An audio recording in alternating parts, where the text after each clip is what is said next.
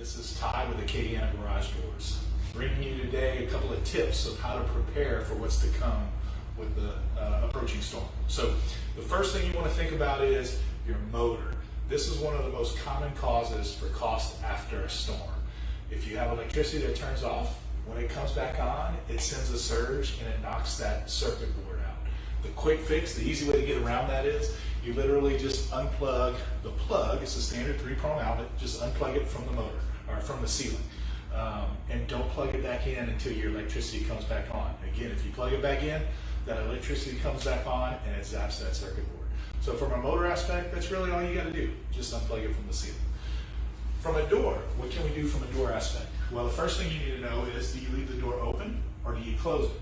If you have a back open patio or a side open wall, you want to make sure that that door is in the up position.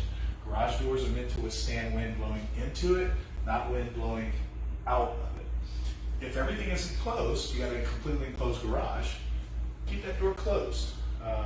Very rarely, we have to have some high winds in order for your garage door to blow in. But it could happen. So how do you alleviate that? What can you do to prepare for that? Well, you can come and buy a strut. We don't have many of these left.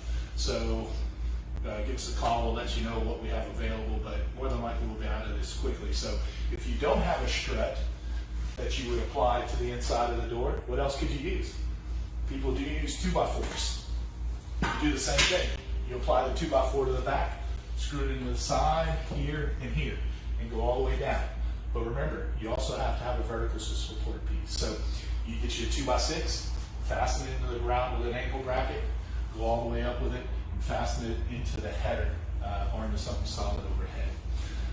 That's the most important thing you can do, especially on your wide doors. It's going to make a huge difference. Your smaller doors still may need it, but you're not as nearly as exposed with the small door as you are on a big door. Last but not least, what happens if we flood? What can we do? The most damage that occurs with garage doors are actually from water, not from wind. So if we have a major flood and the winds are down, open that garage door. Let the water come in and out.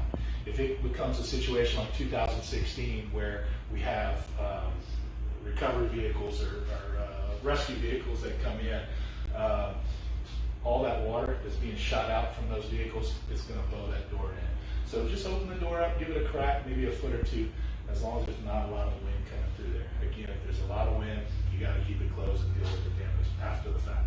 If you got any questions, you can reach us at 981-3670 or find us on the web, message us on Facebook. There's a million ways to get in touch with us these days.